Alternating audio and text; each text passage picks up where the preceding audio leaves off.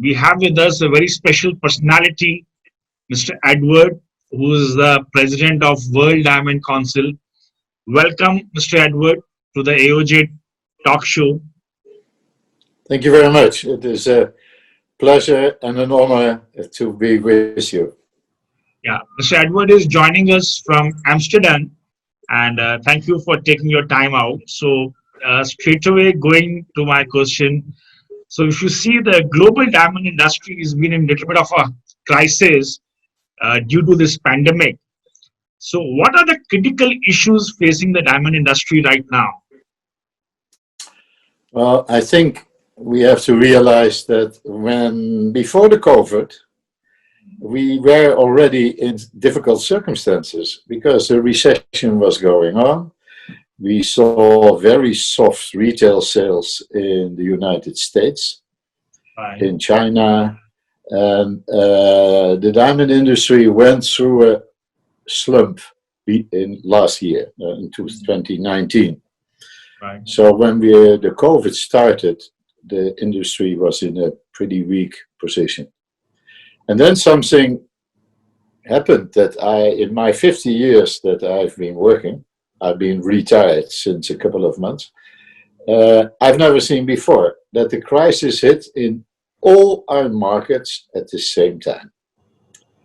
And that was due mainly to the retail sales, because nobody understood what happened and consumers stayed home or were forced to stay home, and the retail sales went down tremendously, especially March, April. And because of that, as you know, there is a multiplier effect in the diamond industry. If retail sales are slow, wholesale sales are much slower, with a double or triple effect. And later we see it, and now even in the rough diamond sales, where sales were down about 90%. So the multiplier effect in the industry is reaching out to everybody. And as I said, in my life, the first time that it happens in all markets in the same time. Right. So it's a really dark picture. And let me start this with just expressing the reality of life, that we are in dire straits and that for everybody life is difficult. Mm. There will be light at the end of the tunnel. So also in this YouTube recording, but at present we are now the end of August 2020. We see that we are not yet out of it. So Right. we are all in the same boat. Right. I thank you for giving those insights, and we understand how difficult the situation this industry is facing. All right. So for our listeners, Mr. Edward, tell us about the overview of World Diamond Council. What all you do, and you have been now elected as the president recently, I understand. So what are your priorities for your council and for the industry, diamond industry? Yeah, this is my second term as president of the World Diamond Council. Let me explain a little bit how the Kimberley Process works.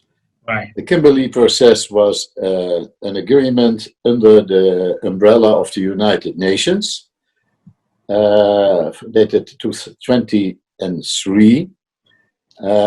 And the Kimberley Process basically means no rough diamonds can be exported from any country without a Kimberley certificate for the rough diamonds issued by the official government.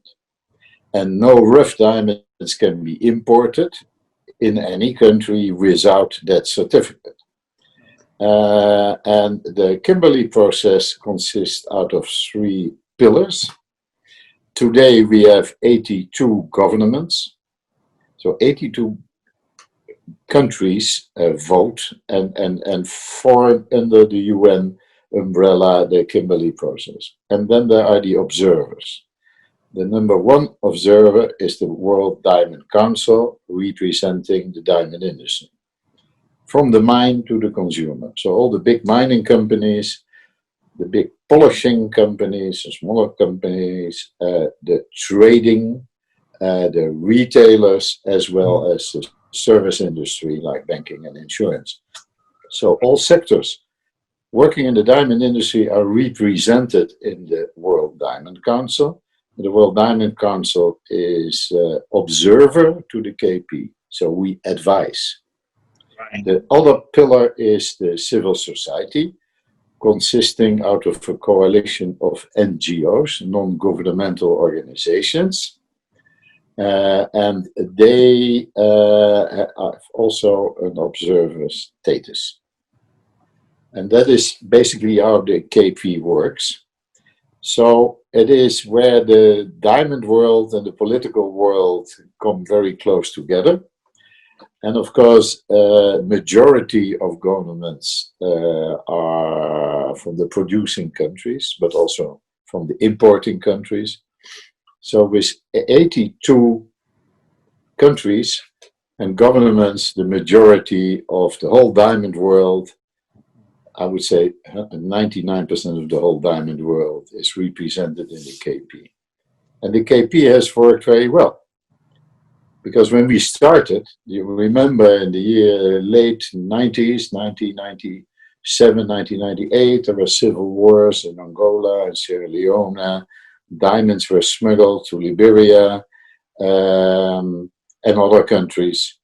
And then when we started the KP, all that disappeared.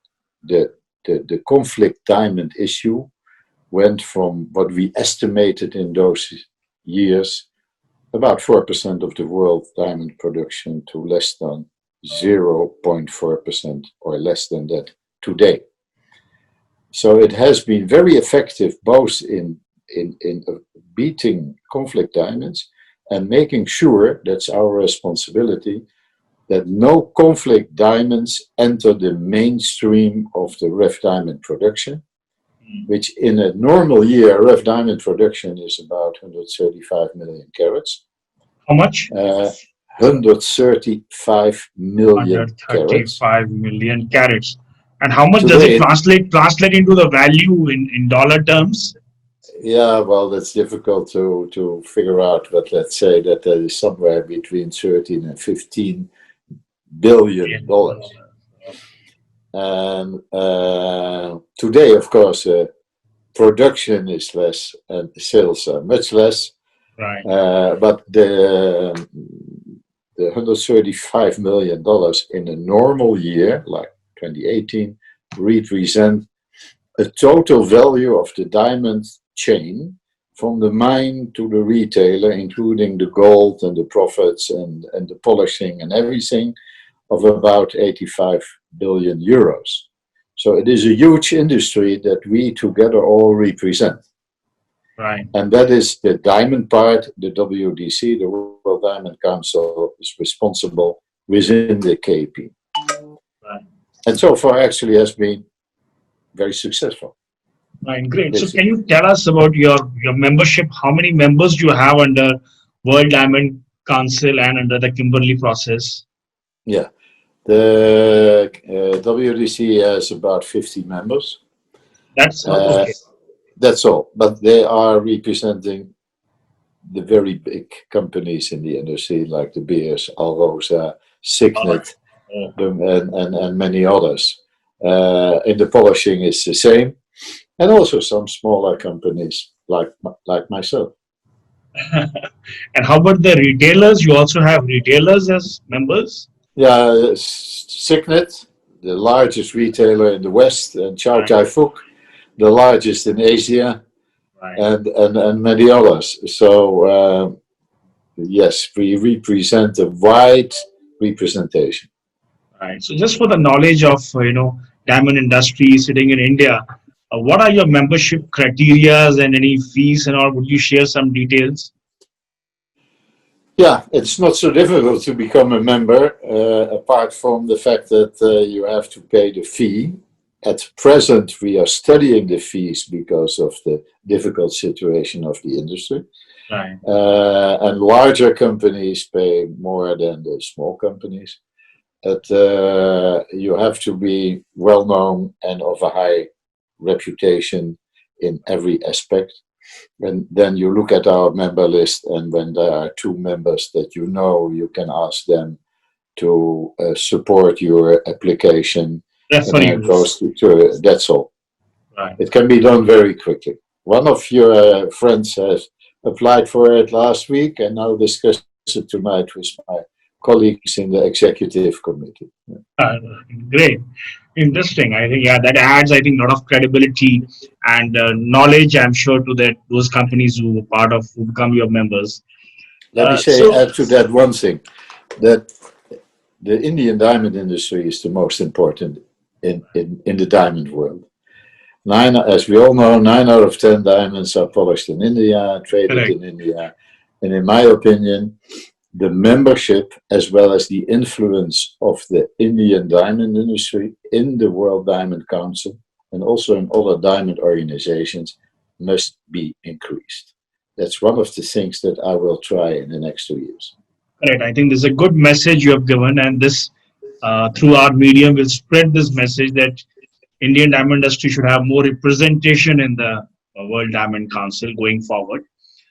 Coming back to the Kimberley process, so how is it? You think after this process, things have become more transparent now in terms of the supply chain from where the rough is coming to where it is going? Has it helped the industry?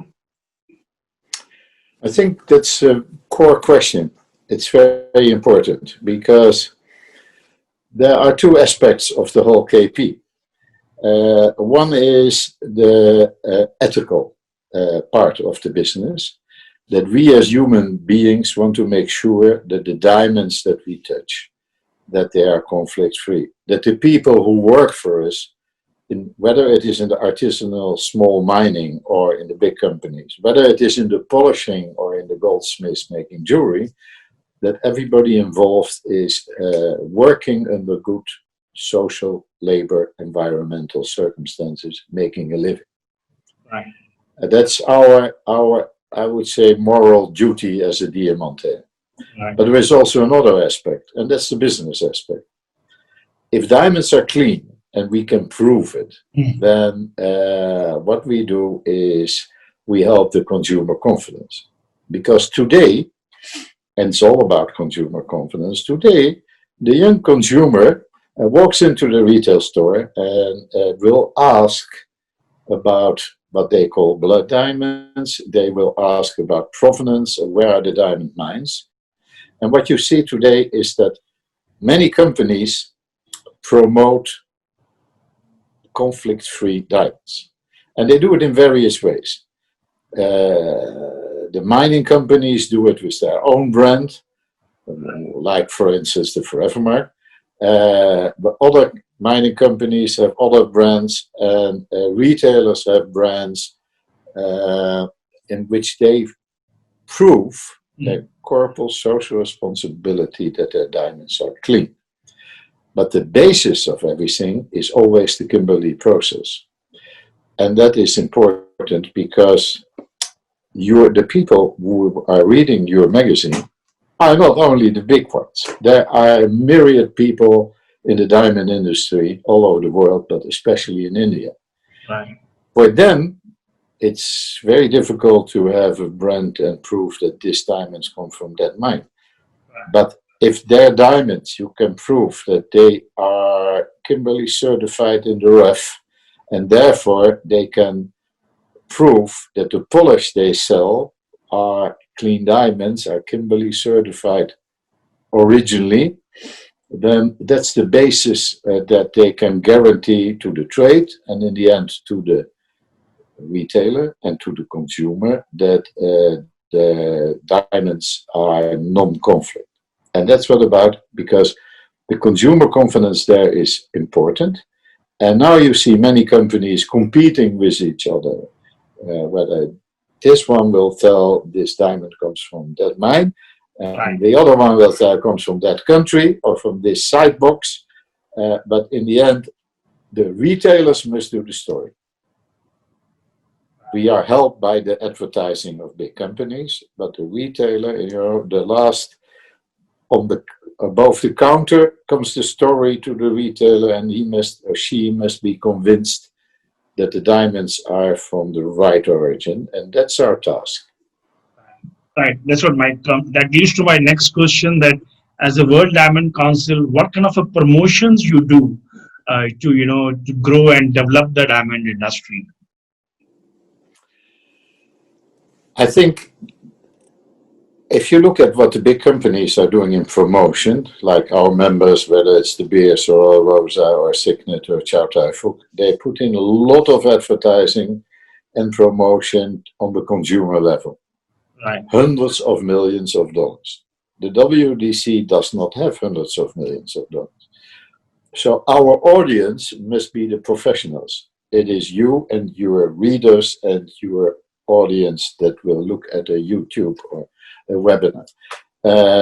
And that's where we have to explain the story of the Kimberley Process and the World Diamond Council.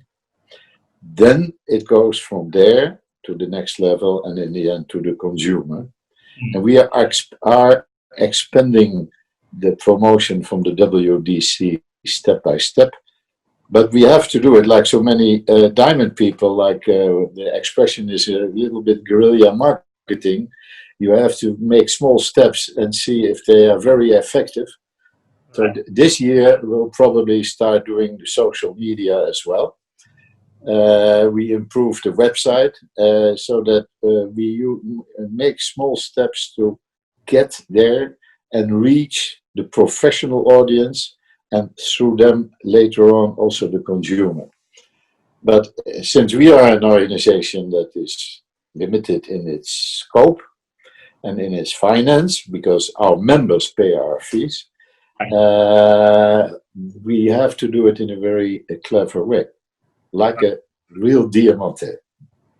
I understand you have a limited financial resources, but your members, I think they are the one who drive the promotions and campaign, and you kind of probably oversee them and support them, and you add credibility to them.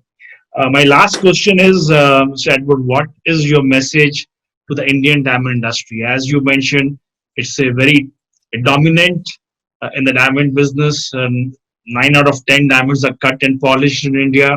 Also, our domestic consumption of diamonds is now is increasing gradually. A lot of brands like Forever Mark has done a good job. Before that, De Beers had a generic promotion. So for India, what is your message? Well, we started this conversation saying we are all in the same boat in a difficult situation. And the question is, how fast do we get out and what are the factors? If you look at the demand factor, we will see that number one, the United States is coming slowly back into the market. Right.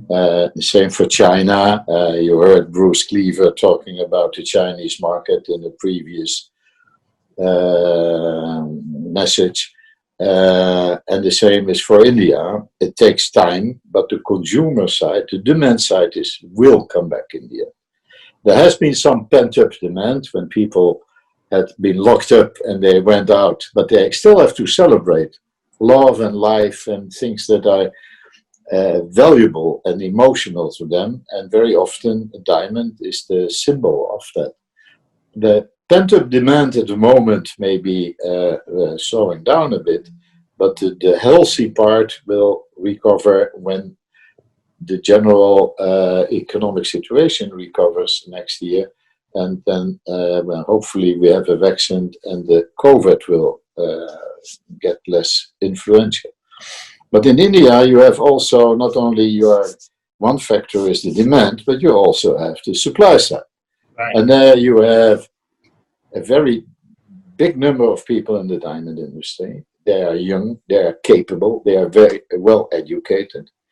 They have support of the banks, they have support of the government.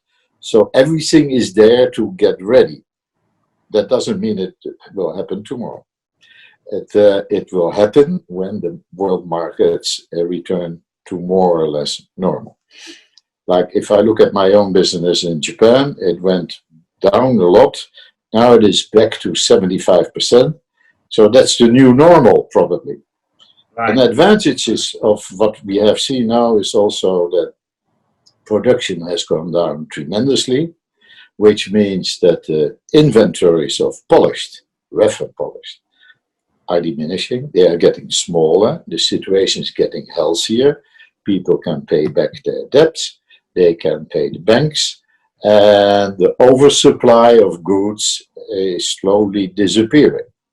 And that's a very healthy situation, because when that happens, then the whole mechanism starts working again, and the wheel starts turning. But another thing is that I wrote in my newsletter is, for the Indian diamond industry, there are many, many people. But you have to ask yourself, what value do I add to this diamond? Whether you are making parcels of very smalls or the general production of very big diamonds, if you don't add value to the diamond, you do what everybody else is doing. And if you do what everybody else is doing, it's very difficult to make a living, to make a profit. So my advice is, for a long time, to diamond people, is that try to be different, try to specialize, try to do something that others don't. That could be in the IT, could be in the service, could be in the pricing, could be in the credit. You know, the people are very often tempted to say, here are the goods and give me the money when they are sold. That's not what I mean. What I mean is, if you have a brand, that's differentiation. If you have better IT, like some of the Indian large diamond companies have the most sophisticated IT I've ever seen in the diamond world, that will help, because your customers are able to look in your inventory, they are being serviced faster, you are nicer, you are running harder, but you must be different. So on the one side is differentiation in what you do, so that you don't do what everybody else is doing, and then the other side, add value to the diamond, have a more beautiful cut, or a better price, or etc. And that's the basis of, in my experience in the business, of the management that people look for. Because the diamond centers that did not make anything special, the diamond people that did what everybody else is doing, they are going through a more difficult time. And the last is, you must be have a little bit of luck as well in this industry. Right. So a lot of wisdom in your words, and on this optimistic note, we'll conclude this interview. And thank you once again, Mr. Edward, for sharing your insights and talking to AOJ, taking your time out. It has been an honor. Thank you very much.